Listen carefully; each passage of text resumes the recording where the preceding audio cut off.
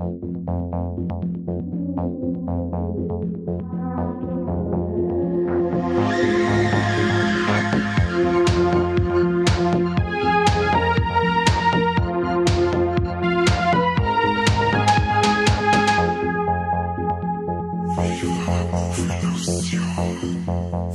servus und habidere zu einer neuen Folge Viva la Movilusion Podcast.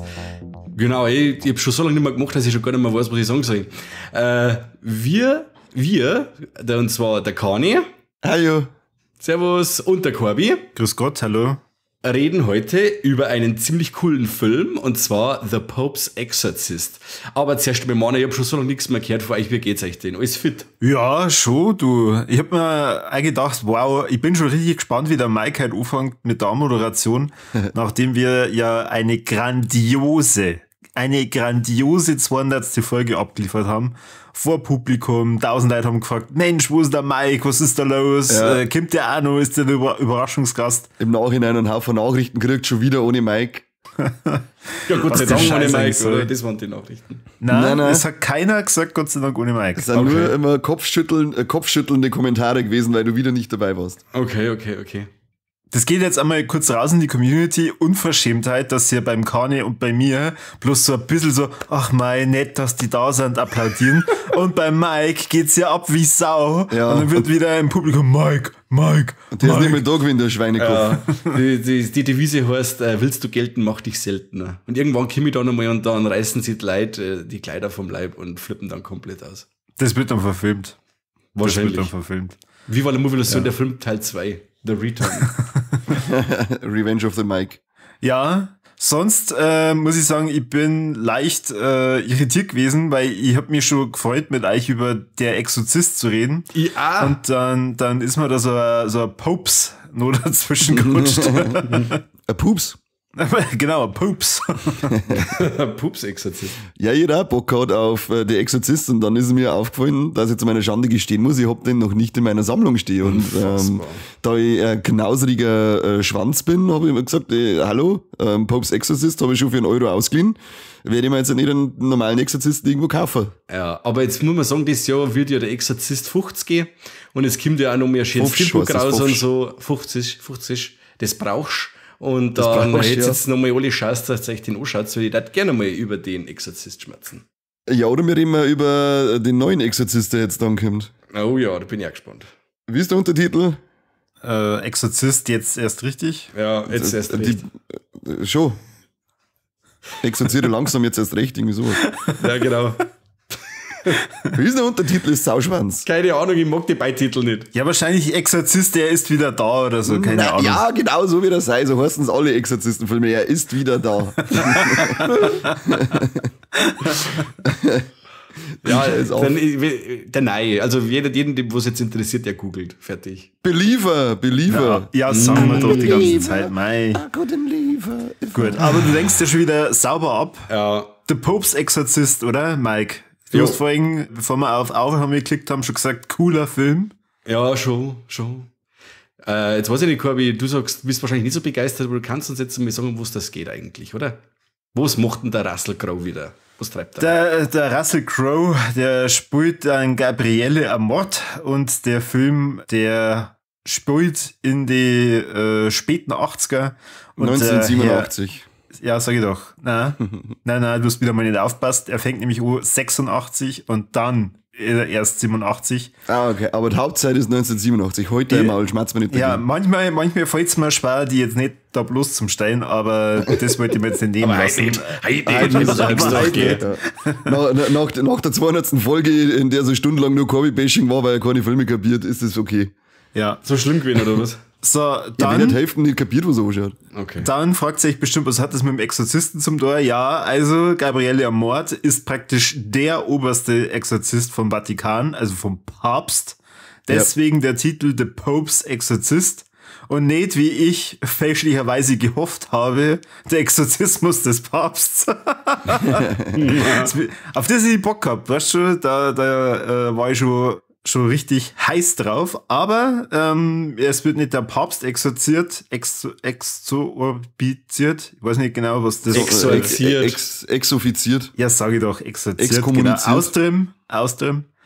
Sondern es geht nur einen besessenen Jungen in Spanien und genau, da geht's da drum. Wobei man aber sagen muss, der Franco Nero schaut als Papst so fertig aus, also der hätte bestimmt einmal so, wenn sie mal so eine Tour durchgeschrubbt hätten mit einem Exorzismus, hätte man sicher nicht geschaut. Wo schaut der fertig aus? Er schaut aus wie ein normaler, betagter Mann. Der schaut voll fertig aus. Der null. Franco Nero schaut immer fertig aus, immer. Du schaust fertig aus. Deswegen Ja, aber- bist du nämlich live ja. nie dabei, du grobe Sau. Richtig, Sag mal, richtig. das Interessante an dem Film ist eigentlich weniger der Film selbst, sondern dass es diesen Gabriele-Mord tatsächlich gegeben hat. Und der war tatsächlich der oberste Exorzist vom Vatikan. Tatsächlich. Und ja, ich freue mich dann schon drauf, wenn wir in der gereifteren Zeit dieser Episode dann vielleicht nur über was anderes reden als The Pope's Exorcist, und zwar The Devil and the Father Amort. Weil Vater. ich hab den gesehen, ne? Wow, gut vorbereitet. Mhm. Aber den hast du jetzt nicht im Zuge der Vorbereitung angeschaut, oder? Doch. Wow. Ich glaub dir kein Wort nicht. Ich glaub dir kein verhurtes Wort nicht. Was Doch, ist ich war ein nämlich, Schandmal rausgekommen? eigentlich je weiter ihr redet, umso mehr komme ich schon in Richtung Fazit. Hau ab jetzt. Das ist ein Doku, was du gesagt hast, oder? Ja, genau, das andere ist ein Doku. Das glaube ich ist der letzte Film von William Friedkin gewesen, oder? Genau, der vom Regisseur, der den Exorzisten gemacht hat. Der ist heuer verstorben, oder? War das letztes Jahr? Das war dieses Jahr, oder? Ja, 7. August 23. Ja. Ja. Super, also du hast mal wieder Gut. die Stimmung abgezogen, gut gemacht, Kani. Dann verzeih mal, Kani. Hallo, ich bin nicht gestorben, er ist gestorben, da kann du Ja, nichts dafür. jetzt, Kim, verzeih mal. Was darfst du sonst nur zur Handlung sagen oder wie findest du den Film? Ja, also ganz stimmt's ja nicht. Der Papst wird ja auch ein bisschen mit exorziert. Was du gesagt hast. Also, er kriegt ja so einen leichten Exorzismus mit. Ja, aber das kriegt der Ermordete nicht einmal mit. So ein Fernexorzismus ist das praktisch. Ja. Da gibt's sogar so esoterische Hippie-Spasten, die sagen, hey, ruf mich an und zünd dir bei mir daheim eine Kerzen an und dann geht's dir daheim wieder gut. So in die Richtung war das. Da gibt's ja mittlerweile ganze WhatsApp-Gruppen wahrscheinlich. Das heißt, Eher Telegram wahrscheinlich. wahrscheinlich, und was hast du am Wochenende gemacht? Ja, überfurt. Und dann habe ich mich aber gleich am nächsten Tag nur exorzieren lassen. Da war ich in Gruppen drin. Das 70 hat andere. aus Castro Brauxel hat man Kerzen angezündet, damit bei mir daheim die bösen Geister aus der Kirche verschwinden und ihn ruhig kochen kann. Ja, und dann war der Kater weg. Ich war eigentlich auch schon auf 2 Exorzismen. Was? Wo warst du schon? Ich glaube, ich glaube, es ist ein Teil von der Taufe oder ein Teil von der Taufzeremonie oder das, was der Pfarrer da sagt, ist ein Teil vom Exorzismus zum Beispiel. Boah, leck. Kein Scheiß, Alter. Da ist er mal richtig rausgefahren, ist er mal da raus. Raus ist er. Weil, das ist jetzt auch wieder top aktuell in dieser Woche. Habt ihr das gehört in den Nachrichten in Mexiko bei der einen Taufe, wo das Kirchendach zusammengebrochen ist? No. Da ist ein Dach eingestürzt, wirklich während einer Taufe, und hat 10 Leute erschlagen. Du spinnst. Na, wirklich. Wahnsinn. Das kennt sie Ja. ja nicht. Und vor allem, wie ein wenn du heiliges das dann Haus. auch noch sagst, so, jede Taufe ist ja so ein bisschen ein Exorzismus, dann da wollte aber einer nicht gern aus dem Kind raus. Die Folge steht unter keinem guten Stern, überhaupt nicht. Lass da Nein, bei mir mit dem Sturm draußen, meine alte Wellblichhütten, die knackst auch schon ganz schön. Die Weltliche. Hallo, ich wohne in die Simbecker Slums. Ja, Gloschheimviertel. Gloschheimviertel, bei uns ist ein Menschenleben nichts wert. 27 Jahre ist das Durchschnittsalter, ich gehe schon zu Genau. den alten Hasen. Und du machst den ganzen Tag nichts anderes, als deine Filmsammlung zu verteidigen, gell? Ja, Gegen Ratzen. immer.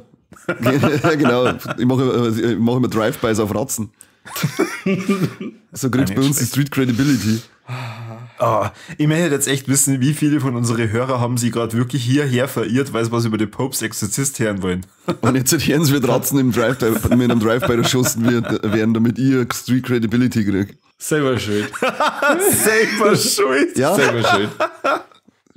da hat der Mike vollkommen recht. Also, verwundert braucht bei uns keiner mehr sein nach 200 Folgen, oder? Überhaupt nicht. Wir sollten auch irgendwelche einfach irgendwas angeben, über was wir reden, und da weiß dann ganz was anderes. Ich habe in der 200. Folge gesagt, dass wir hinter jede Folge jetzt immer Full Movie dazu schreiben, weil dann kriegen wir wieder Klicks. Das ist gut. Aber ich finde es auf alle Fälle krass. Ich weiß nicht, Corby, du wirst wahrscheinlich auch noch darauf zum Sprecher kommen, aber der hat ja angeblich 70.000 erfolgreiche Exorzismen durchgeführt, der Gabriel Amort. Und das finde ich schon krass, vor allem wenn sie jetzt da jeden Fall verfilmen, dann haben wir da auf alle Fälle so ein Franchise, wo so und so Konkurrenz macht. Ja, ich glaube, da so 86, 87, das ist ja seitdem er 2 Jahre lang dann schon als Exorzist so richtig im Amt ist. Das heißt, das ist wirklich an die Anfänge seiner Karriere angelehnt. Das Interessante ist auch noch, sie haben deswegen damit auch gestartet, also ich sage bewusst gestartet, weil es ist ja schon eine Fortsetzung in Arbeit, weil sie so eine Konkurrenzfilmreihe zu Conjuring aufmachen wollen. Und ja, da bin ich gespannt. Also irgendwie, für das ja also die erste richtige Horrorrolle von Russell Crowe ist, kann ich mir das noch nicht so. Was? Ist es nicht, oder was? Nein, ich würde sagen, dass Unhinged zur erste richtige Horrorrolle ist. Also das, der wohnt also das davor. Ein Thriller war das. Das war aber ich mir fast behaupten, dass so wie er da jetzt abgeht und so, dass das schon extrem krass war und ich fand das mega. Deswegen hätte ich den jetzt eher in die Horror-Thriller-Richtung reinbatzelt. Ja, kann man machen. Okay, dann sagen wir mal, es ist vielleicht die zweite Horrorrolle. Ist das in Ordnung? Ja, passt, danke, Corby. Okay. Ja. Direkt nach Gladiator. Und ja, weiß ich nicht, ich kann mir das noch nicht so ganz vorstellen, dass er da jetzt wirklich so öfter als dieser Gabriel Amort auftaucht. Der hat nur einen wirklichen Horrorfilm gemacht. Der war ja bei A Torlauf ins Sander dabei und der Film hat rein. Das war ja klar, dass das kommt. Jetzt hast du mir eiskalt, ob ich hinterfe und von ja, wirklich, der beidelt mich ab. Bei so Conjuring hat man so die Gänsehaut erbracht wie dieser Hurensohn-Film. Ich flippe aus. Ich mir jetzt widersprechen, nochmal Corby widerspricht er schon wieder und ich finde, dass er das mega gut macht. Also ich fand, dass er so richtig spielfreudig ist in dem Film und dass er richtig coole, kaltschnäuzige Matze ist, der wo er sich eigentlich überhaupt nichts gefallen lässt und eigentlich jeder, der wo im Blät kommt, dem kommt er noch viel Bläder und jeden, der mag, den behandelt er gut und so. Und dann ja, aber da steckt ja nicht viel Herausforderung dahinter, das ist der Russell Crowe. Der kommt ja, jeden blöd, der eher blöd kommt. Weiß ich nicht, von welchem Film reden wir jetzt eigentlich? Ja, den Papst Exorzist, der kann anders gar nicht spielen. Da war er doch jetzt halt überhaupt nicht so, oder? Da war er doch eigentlich ganz kommod. Also ich fand, wo sie am Anfang da auflaufen lassen wollen, bei diesem Tribunal da, die lässt ja nur auflaufen. Die wollen die ganze Zeit, wollen sie irgendwie ans Leder und der lässt die einfach die ganze Zeit auflaufen. Und das fand ich super. So richtig kaltschnäuzig. Ja, da schon, ja. Ja, aber ansonsten war er eigentlich ein ganzer... Nein, aber ich sage ja, jeden, den er Ming hat, und er mag ja dann die Familie und er mag den Pater Esqui, ich weiß nicht, wie der heißt, den Pater, der sein Esnippel. Esquirrel. Esquirtle. Sein Spezi, und das ist dann schon fast so Buddy-Movie-mäßig. Thomas oder was, oder? Buddy-Movie-mäßig, ja, voll. Was ist denn los, Corby? Nein, nur, also ich fand den echt mega langweilig. Also da war ja gar nichts drin, was man noch nie gesehen hätte. Also das weiß ich nicht. Ich hab mich echt total gelangweilt. Möchtest du immer was sehen, was du noch nie gesehen hast? Was ist denn los? Ich hab ehrlich gedacht, okay, Russell Crowe spielt mit und ich meine, verdammt, das ist ein Oscar-Gewinner. Habe ich mir gedacht, boah, krass. Also den werden es wahrscheinlich schon lang beackert haben, bis der da mal mitspielt. Und dann, naja. Also war das für den Cheeseburger gemacht wahrscheinlich, oder so? Wahrscheinlich, ja, oder umsonst. Ja, die hat er sich aber seit Unhinged wieder ein bisschen gespart, die Cheeseburger. Ist er weniger geworden, meinst du? Also im Vergleich zu Unhinged ist er wesentlich weniger, oder? Okay. Vielleicht streckten aber auch die Kutten also vom... Das kann sein, schwarz macht schlank. Ja. Sagen wir mal, also ich fand den cool. Das Einzige, was ich ihm auf jeden Fall zugute halten möchte in dieser schauspielerischen Leistung ist sein italienischer Akzent, den er ja wirklich hervorragend rübergebracht hat. Also da war ich schon sehr überrascht, dass der so gut italienisch aussieht, ballern kann. Der Kahn ist die ganze Zeit so still, das macht mich ganz nervös. Nee, ich höre echt zwar Deppen zu, der schießt dann so richtig raus. Wahrscheinlich kommt am Ende raus, er ist, glaube ich, in den ersten 5 Minuten eingeschlafen, nachdem das Schwein erschossen wurde und hat sich gedacht, ja passt, das ist ja schon gut. Spoiler nicht unseren Triple Threat. Das fand ich zum Beispiel mega cool. Also der Anfang mit der Sau fand ich cool. Das fand ich schön. Vor allem, weil es dann so ein wenig so ambivalent ist, wo du nicht weißt, okay, war der jetzt besessen oder hat der das jetzt dann einfach nur glaubt, der Besessene oder in Anführungszeichen Besessene, dass der Geist jetzt oder der Dämon raus ist, weil er jetzt die Sau sterben hat sehen und so. Fand ich cool. Ich fand den Anfang, habe ich mir schon gedacht, auf jetzt weg. Weiter so. Schön. Okay. Ich hab mir gedacht, wow, Exorzismus innerhalb von 1 Minute, das geht aber schnell. Nein, ich war auch gedacht, da bei der Szene eher so wie der Mike, war jetzt der wirklich, das kann doch nicht so schnell sein, das war direkt billig, oder? Ja. Ich hab mir da jetzt ein bisschen Fragen gestellt, Danke, was ist da los, was wird da gespielt? Ja, schön. Dass das nicht mit rechten Dingen zugeht, war mir schon klar. Aber hat mich schon neugierig, also ich sage jetzt mal... Ja, warum? War das der gleiche Dämon dann? Nein, das war gar kein Dämon. Das war keiner. Also das ist schon wieder so weit, Korbi und Film nicht verstanden und dann schimpft er. Was, das am Anfang der war rote kein Dämon. Faden. Das war kein Dämon, der Typ war einfach nur psychisch krank und er hat mit ihm mitgespielt praktisch und hat ihm dann gesagt, hat ihm durch dieses Schauspiel dann glaubhaft gemacht, dass er nicht mehr besessen ist, obwohl er nie besessen war. Und dafür hat er gleich ein Schwein umbringen müssen. Die Sau hat einfach zum Spaß sterben müssen. Ja, ja. Super. Das ist wie die Ghost bei Dragon Me to Hell. Hätte eher den Typen erschossen als die Sau, muss ich sagen, aber gut, das ist mich fragt doch keiner. Alter, was ist denn los mit dir? Mit wem jetzt? Mit wem redest du? Ja, mit dir. Achso. Ja, Kim, die arme Sau, die kann überhaupt nichts dafür. Kruzifix. Naja. Kannst du nicht einfach die Sau bolzen? Ich muss aber sagen, mit dem, was der Corby da sagt, er hat da nichts Neues gesehen. Wie gesagt, jetzt abgesehen von dem Anfang, bietet er ja auch eine Zeit lang nichts Neues, bis dann diese eine Szene kommt. Ich weiß nicht, weiter wir jetzt spoilern oder weiter wir in der Handlung gehen, bis er zum Brunnen kommt. Spoilern kannst doch keinen Exorzistenfilm. Bis er zum Brunnen gehen und da der Krug bricht. Und das fand ich dann mega. Also dann diese Auflösung, wo es dann da ist, da unten und wieso und wo es, das fand ich dann schon cool. Weil das halt einmal ein wenig weitreichendere Bahnen zirkt und nicht einmal bloß auf Ohren beschränkt ist im Endeffekt oder und der Dämon ja im Endeffekt seinen Plan verfolgt und so. Und das fand ich dann schon cool. Also er hat schon ein paar so Aspekte dabei, die jetzt nicht althergebracht sind. Mhm. Ja, das muss ich mir auch zugute halten, dass die Geschichte, auch wenn es jetzt nicht wirklich irgendwas weltbewegend ist, aber es ist ein leichter frischer Wind, sage ich mal, in dem Exorzisten-Genre. Weil allein schon, wenn es die Dinge da aufmachen und dann sagt man da oben in das Loch und dann haben da überall diese Skelette und Totenköpfe und so, das fand ich schon mega. Und dann die Auflösung, dass das quasi dann mit die Kreuzziege auch zusammenhängt und so und dass die katholische Kirche quasi schon unterwandert war von einem Dämon und das fand ich das ist eigentlich cool. Alles ab die Kreuzzüge von Satan gespielt, die ganze Inquisition und so weiter, da kann man sich dann schön rausreden, gell? Ja, genau. Kann man sich dann schön rausreden. Gell? Vatikan. Zwinker, genau. Ach so, heute mal, das war mir gar nicht, das war der Teufel. Ja, raus da.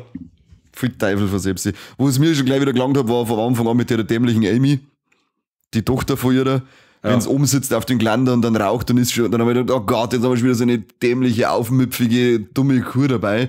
Aber die haben sie Gott sei Dank ziemlich schnell gezeigt, wo der Bartler Most halt, und dann war da gleich Ruhe.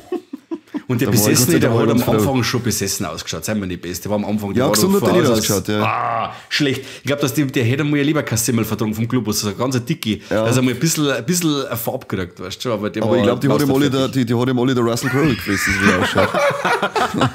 Das kann schon passieren. Oder kann schon passiert sein, ja. Sehr schön. Jetzt hört es mir auf mit dem Bodyshaming da. Aber ich finde ja gerade der Bur, der den Henry gespielt hat, der einen unaussprechlichen Namen hat, der Peter de Sousa Fake Honey, keine Ahnung. Er ist Feig vom Honey. Den fand ich ziemlich cool, als wie er den Dämon gespielt hat. Ja, auf jeden Fall. Vor allem war er hat ein bisschen so, wie wir schon gesagt haben, er hat ein bisschen so ein markantes Aussehen. Und dadurch hat er das ziemlich gut umgebracht, finde ich. Ja. Mhm. Also wie gesagt, ich habe auch wirklich deswegen, man muss ja sagen, es ist ja für einen Exorzistenfilm wirklich schwierig, irgendwas abzuliefern, wo es nicht der Exorzist schon gezeigt hat. Das ist derselbe Fall wie auch mit dem Weißen Hai, wo es mir dem Hai-Genre noch recht groß machen, weil es halt einen Weißen Hai gibt. Man kann nur noch mit richtig Blut auftrumpfen. Ja, genau. Aber da für das, was er da abgeliefert hat und Ding, und das fand ich schon schön. Also ich war richtig gut unterhalten. Ja, aber mit der Familie mitfiebern können, mit dem Russell Crowe sowieso, wenn er geil mit seinem Roller umeinander fährt von Italien, vom Vatikan, fährt er weg und kommt dann 2 Stunden oder Stunden später in Spanien wieder raus und so, war schon cool. Kruzifix. Ist er wegen mit dem Roller umeinander gefahren. mit seinem geilen Hut, seiner geilen Brille. Er hat gesagt, er hat sich da inspirieren lassen, weil er in Rom die ganzen Priester anscheinend alle so mit dem Roller umeinander fahren und deswegen hat er auch Bock, hat er gesagt, ich hätte das auch machen. Ich glaube, dass da alles mit dem Roller fährt da unten, oder? Ich glaube, da habe ich immer gehört, dass in Italien alles ja, mit dem Roller keine Ahnung, unterwegs ist. Italien ist das reinste Verkehrschaos, das kann man nicht fahren nennen, was die Leute machen. Okay. Das ist eigentlich, da darfst du jetzt, wenn du einsteigst, dann darfst du eigentlich schon mal dein Testament machen, bevor du losfährst. Hat euch der Dämon was gesagt? Habt ihr von dem Asmodeus schon mal irgendwas gehört? Nein, aber ich hab dann auch ein bisschen was gelesen und der ist anscheinend der Brudi von dem Baal, den man bei The Ride gesehen hat. Ah, okay. Der mit dem Dennis Hopper, hätte ich gesagt. Nein, mit dem Anthony Hopkins. Anthony Hopkins, genau, danke. Genau, weil ich glaube, der Michael Petroni, der das Drehbuch geschrieben hat, glaube ich, auch das Drehbuch zu The Ride geschrieben. Vielleicht ist da ja diese kleine Verknüpfung vor die gleichen Dämonen dann entstanden. Das weiß ich jetzt nicht sicher. Okay. Ich kenne ihn bloß von den Dingen. Ich weiß nicht, Geisterjäger John Sinclair, die Hörspiele hat vielleicht keiner gehört, oder? Leider nicht. Da ist er ganz lang oder hunderte Folgen lang ist da der Asmodeus quasi der Gegenspieler vom John Sinclair. Ich kann mir höchstens vorstellen, dass der wahrscheinlich mal in der Diablo-Welt auch schon auftaucht ist und ich das bloß wieder verdrängt habe. Aber Baal sagt man zumindest was. Aber naja, so direkt. Da, weiß nicht, habt ihr da recherchiert? Hat der echte Amort tatsächlich mal angegeben, dass er gegen diesen Asmodeus gekämpft hat, in Anführungsstrichen? Weiß ich nicht. So speziell war das jetzt nicht. Da habe ich jetzt auch nichts gelesen und seine Bücher, die ja offensichtlich gut sind, habe ich auch nicht gelesen. Also nein, mir war der Herr eigentlich komplett unbekannt bis zu dem Film. Und wie gesagt, ich müssen mir wirklich jetzt dann diese Doku auch mal anschauen, wo ich gerne auf den Corby jetzt verweisen darf, was sagt uns diese Doku denn alles sehr? Muss ich mir die anschauen oder sagst, hey, der Papst Exorzist hat gelangt, da weißt du alles? Das ist echt ganz interessant, weil der William Friedkin, der Exorzist gemacht hat, der hat halt schon immer ein sehr großes Interesse am echten Exorzismus auch gehabt. Und er hat so lange Zeit anscheinend diesen Gabriele Amort verfolgt und hat, also verfolgt im Sinne von gestalkt. Genau, gestalkt. Na, Schmarrn, er hat ihn halt dann irgendwann gefragt, ja, ob man sich mal treffen kann. Und da bei dem Treffen hat er ihn dann halt gefragt, ob das für ihn in Ordnung wäre, wenn er mal bei einem von diesen Exorzismen dabei wäre. Und eben das Ganze erfilmt. Und er hat es ihm dann auch erlaubt. Er hat aber alleine kommen müssen und auch nur eine Kamera mitnehmen dürfen.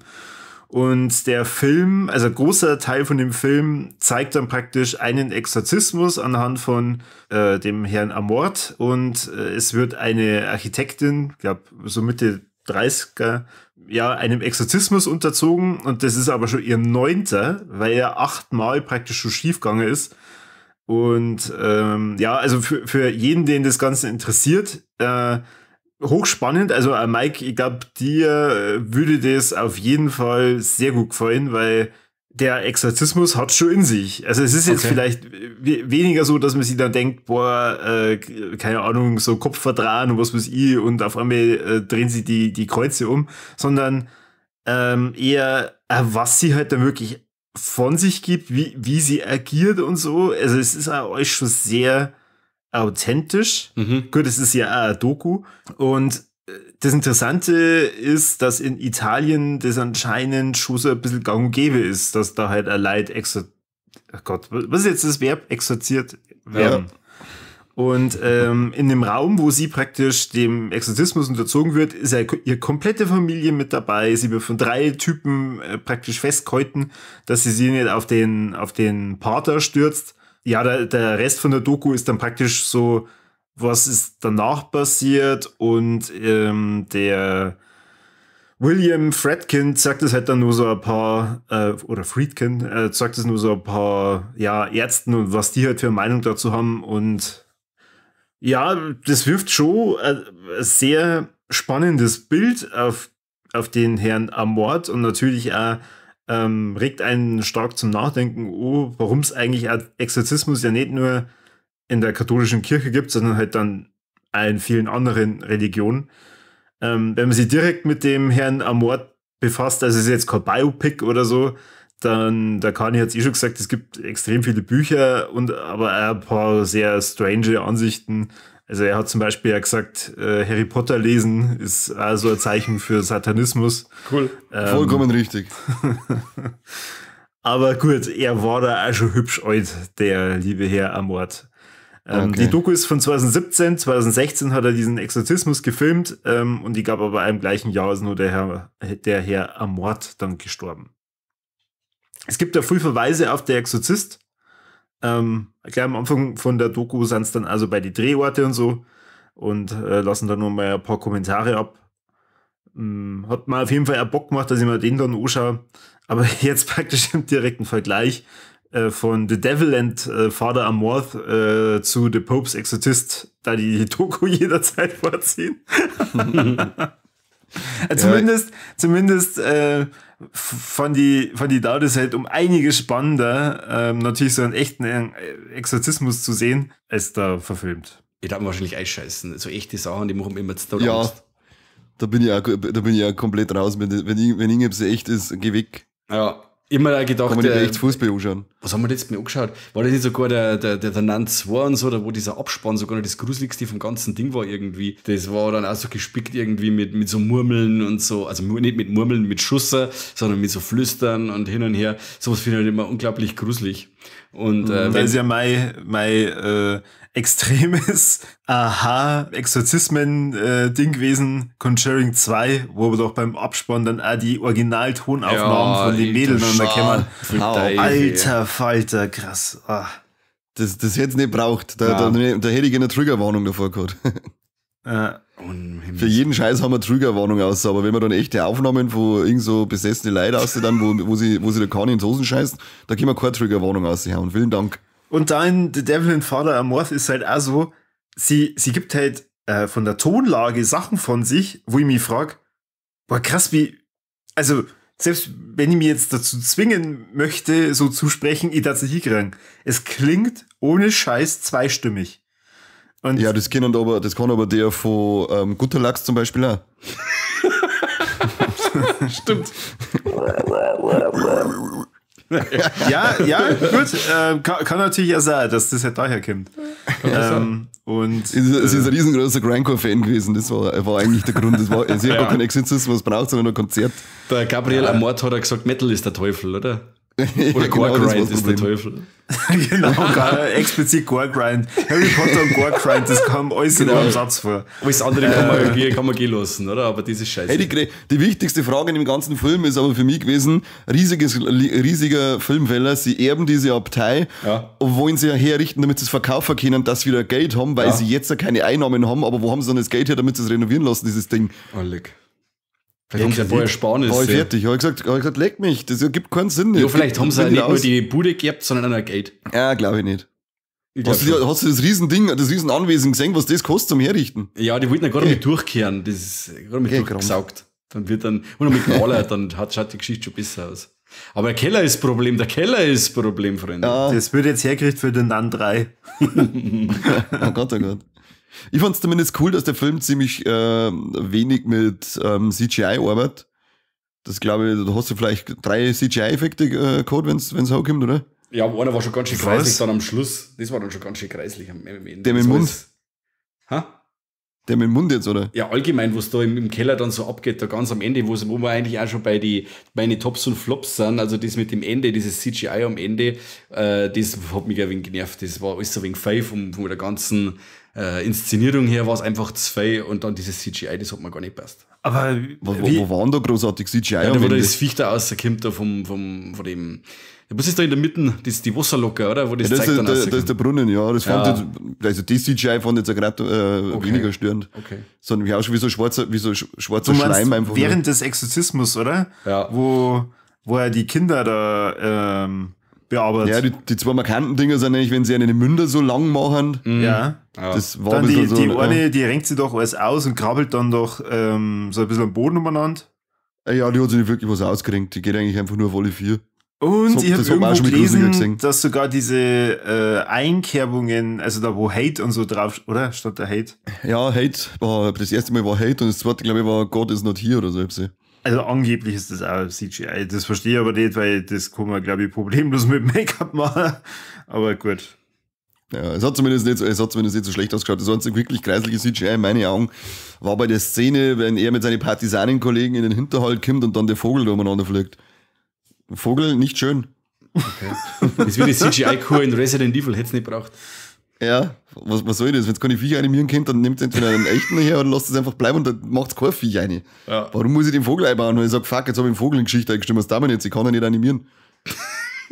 Ja, dann machst du einen Kreislig, das fällt keinem auf.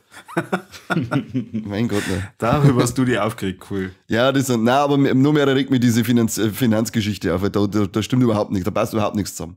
Okay. Nein. Gut, jetzt hat der Mike aber schon angefangen, über seinen Flop zu reden. Was waren dann der Top? Also wie gesagt, dieser Brunnen, dann dieses Runterkraxeln und dann dieses in dem Keller sich aufhalten, das fand ich obercool.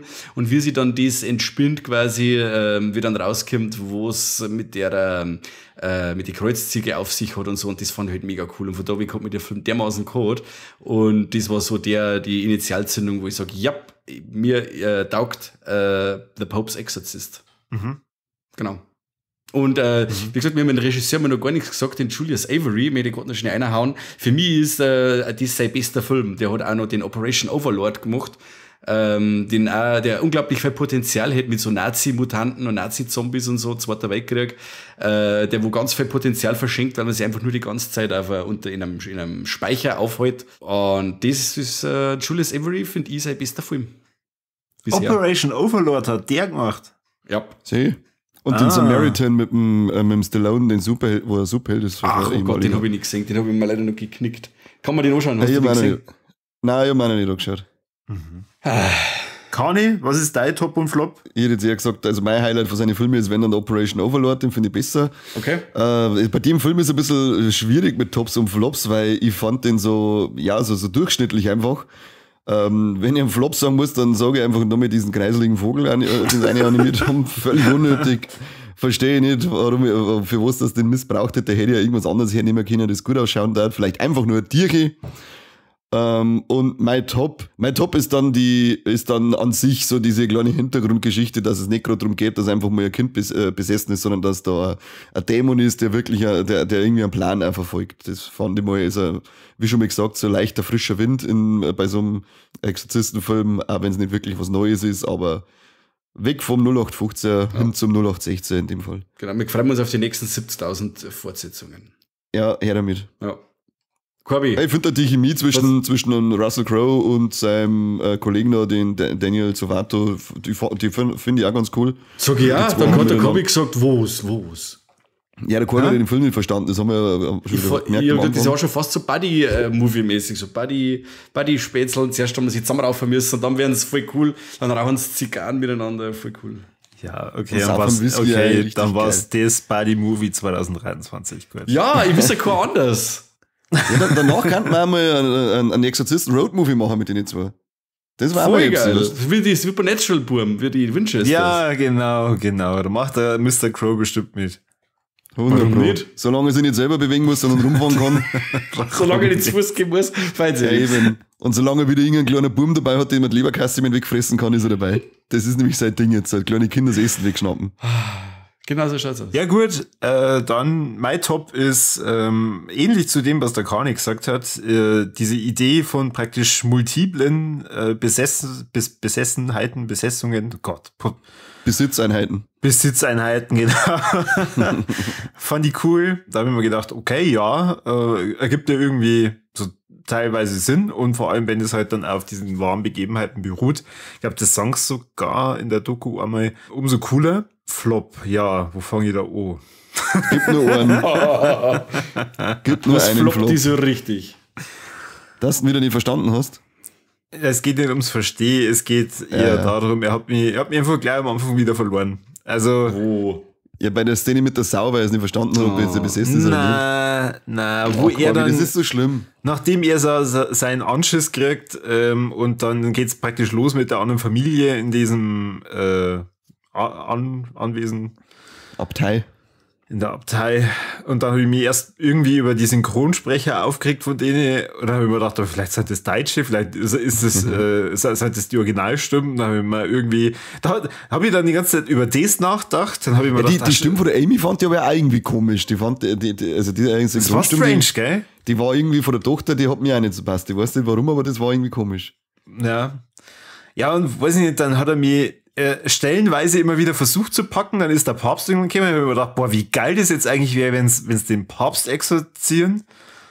Ist das nicht gekommen, ja, weil wieder enttäuscht. Blut. Ja, das weiß ich schon. Ich habe gedacht, jetzt geht's gleich los. Aber nein, der müsste ja dann gleich losfahren, dass er aus Spanien wieder zurückkommt nach Italien. Mit seinem geilen Roller. Genau. Und das ist dann auch nicht passiert und ja. Also, sagen wir mal so, ich gebe dem Franchise, sage ich jetzt schon mal, noch mal eine Chance und hoffe, die Fortsetzung gibt noch mal alles, dass sie mir dann auch haben. Aber jetzt so der erste Teil, der hat mich nicht zugepackt. Da hätte ich mir tatsächlich um einiges lieber der Exorzist angeschaut. Ja. Hast du den schon mal gesehen? Nein. Ui. Alter. Passt. Macht man bald. Das freut mich sehr. Unbedingt. Wir hätten das schon so gern wieder mal sehen. Wir müssen uns nur einigen auf die Kinofassung oder den Director's Cut. Aber gut. Das können wir ja, beide. Wir schauen mal beide an und dann reden wir über die Unterschiede mit. Okay. Mit raus. Das ist doch eigentlich schön, oder? Wir haben jetzt praktisch hier so alle drei Meinungen. Mir hat er nicht gefallen, am Kani so Durchschnitt und Mike ist begeistert. Ja. Du hast wahrscheinlich schon so The Pope's Exorcist als Poster irgendwo, weiß ich nicht, bei euch im Schlafzimmer. Ich wollte es gerade sagen, ich habe hinten einen Russell Crowe ganz fett am Rücken drauf. Ja, so viel Rücken hast du nicht, dass du den nicht laufen kriegst. Mein Rücken ist doch Wahnsinn. Das tust du ja schon, aber das klangt nicht. Das klangt nicht. Das Kreuz hast du nicht. Schau dann oben anhinscht. Cooler Typ. Wie schaut es mit dem Triple Threat aus, Männer? Da schaut es gut aus. Sagen wir mir eins Busen. Wir sehen mal 2 Busen. So sogar. Cool. Häkchen. Sagen wir mir tote Tiere. Blut sogar besudelt, richtig geil. Das ist also schon mit Sternchen, oder? Das ist Busen mit Sternchen dann, oder? Ja. Haben wir mir tote Tiere? Ja, wie schon gesagt, die arme Sau am Anfang. Die Eingangssau. Und sagen wir mir Trompeten. Wird gepimmelt. Da kann ich mich tatsächlich nicht dran erinnern. Da wird nicht genudelt in dem Film. 2 von 3 mit Sternchen ist schon mal cool, oder? Mit Sternchen ist auf alle Fälle ein guter Schnitt. Also ich sage mal, Mike und meine Meinung entspricht mehr dem Triple Threat als am Corby. Wer hat Unrecht? Corby ist so blöd. Wer hat Unrecht mit seiner Meinung? Oh, wow. Echt, mal wieder was Neues in dem Podcast. Jetzt bock nicht lang und schneid lieber die Folge. Fang jetzt schon mal an. Ja, echt. Nimm genau, das wird dann Mai erst die Solo-Folge. Ich hab dann außersehen eure Tonspuren einfach vergessen. Wo ist die hingekommen? Scheiße. Zwick. Schön. Ja, hilft eh nicht, dann habt ihr halt mal eine Solo-Folge vom Corby. Das hört jetzt auch keiner, was ich da sage. Darum ist wurscht. Mike und ich haben eine Affäre schon seit langem. Endlich können wir es gestehen, weil es keiner hört. Genau so schaut's aus. Ja, das bringe ich schon jetzt noch ganz am Anfang. Ich habe gerade einen Hoden. Den zweiten hat ihm sein Hund abbissen. Warum? Weiß ich nicht, warum. Der schmeißt jetzt einfach hier random in die Pope's Exorcist rein. Das war die Ankündigung gewesen in der 200. Folge. Warst du hier wieder mal Perlen vor die Säue? Ja, dann machen wir es in der 300. Dann zeig nicht ich wieder einen Nippel her, sondern du deinen Hoden. Dein Einzelner.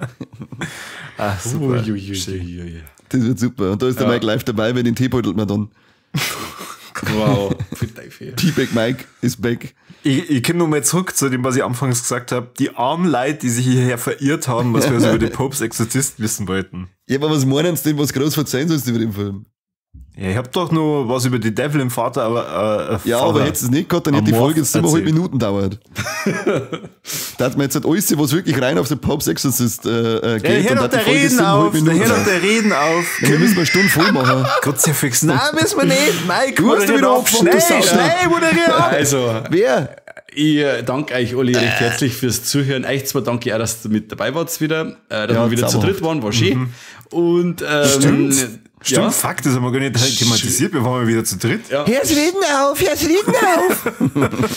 Und natürlich schaut's bei uns bei Steady vorbei, macht ein schönes Abo und das Glocken drücken, wo es noch gerade geht und dort uns ein paar Kommentare hinterlassen. Und bis zum nächsten Mal. Ich freue mich wieder auf euch. Ich hoffe, es habt Spaß gehabt. Servus und Habidere. Wiederhören. Danke, vielen Dank fürs Zuhören und bis zum nächsten Mal beim besten Podcast der Welt. Nicht vom Vatikan. Und vom Pater Amorth. Ja, auch wenn es Teufelsberg gesagt hat. Wahrscheinlich. Was Matthias gefällt das. Ja. Servus. Servus. Ciao.